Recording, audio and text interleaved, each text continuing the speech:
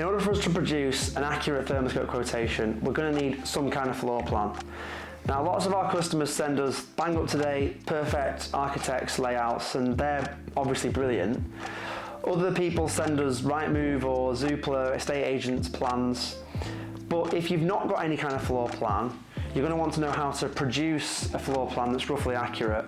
So in this video, I'm going to show you how you can make a vaguely accurate to scale floor plan with the most basic equipment, pieces of paper and a pen, and obviously a tape measure big enough for your room.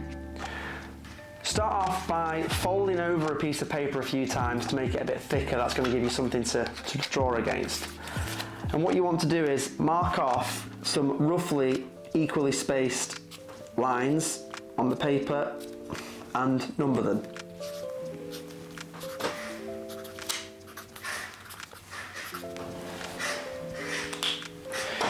Your DIY scale ruler now looks like that.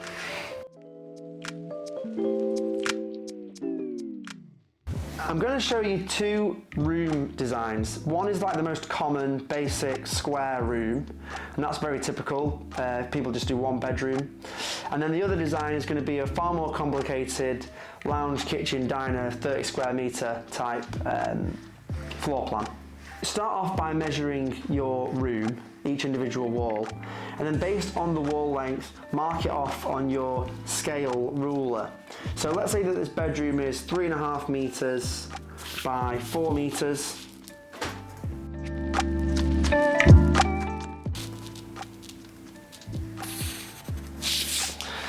And obviously you're going to want to mark on things like doors and existing radiator positions.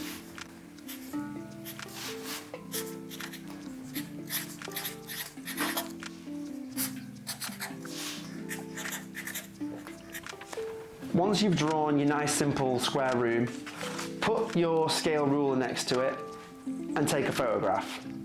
And you're effectively going to repeat this step for every single room that you do after, even the really long form complex ones. Once you've done one, you've effectively done them all. They're just a little bit more complicated. Rinse and repeat for every single room type until you've got a floor plan for each of the rooms you want to quote for. Now let's look at something a little bit more complicated, and I'm going to go off memory here because I'm not actually sat in a kitchen diner. But when you've got big rooms, there's obviously a lot more detail.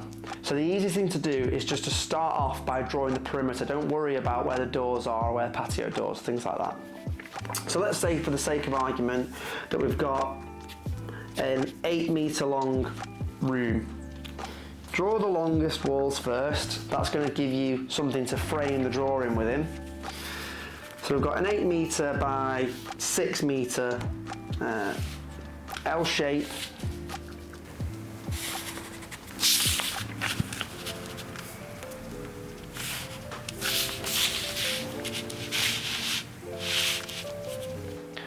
And then you've got the rough square outline of your room. Now when you're doing large open plan spaces, it is important to add a little bit more detail so that we can understand things like patio doors and kitchen unit positions. So with this one, for example, we've got a 4 meter long patio door on the outside, and there's a meter either side. So we mark off that, and I genuinely recommend that you draw a sort of square edge there. And obviously you can mark that up. Patio. Two of the dimensions that we could really do with are also the dimensions of the reveals on either side of the patio. So you might want to make a little note below here, saying for example 0.2 meters and 0.18 meters. And that's going to give you the size of the reveals that we can work with. And of course the length of the patio, because obviously here I've drawn 4 meter wide patios, but in reality it's probably more like 3.87. So we're going to need an accurate measurement for the patio.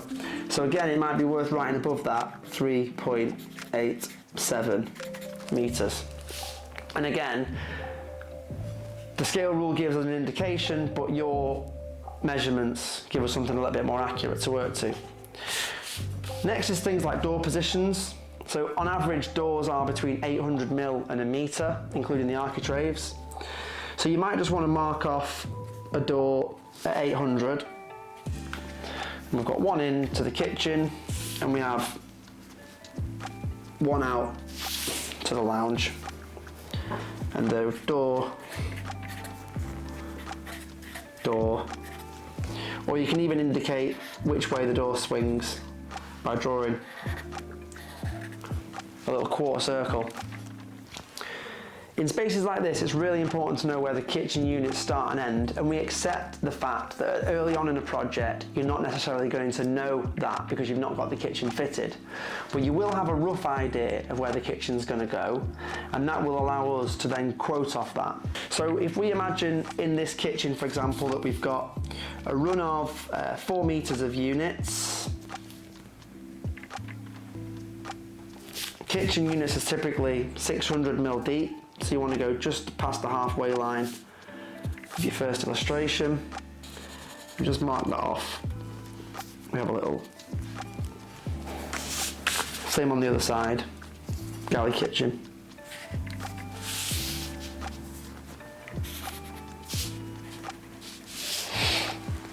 And I might just want to put K there and dining. This is obviously a very, very basic layout, and if you've got existing radiators, again, it's important to indicate where they are, because more often than not, when you're knocking walls together and you're creating 2 rooms into one, you're going to have multiple radiator positions. Now, the wall dividing the dining room and the kitchen is the one that's coming out, and that's the wall that the radiator's on. So when that wall comes out, you've now got nowhere to put the radiator, and that's why a lot of customers get in touch with us. So it may be worth making a note next to it saying feed anywhere.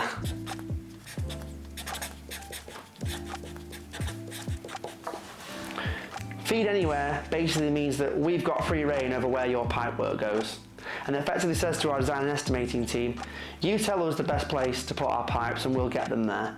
Because let's be honest, if you're ripping a wall down and putting patio doors in, the place is going to be a mess anyway. Changing pipework from one side of the room to the other is not really a big deal. Again, put your scale rule next to it, take a photo, so now you've got a nice portfolio of floor plans for each individual room.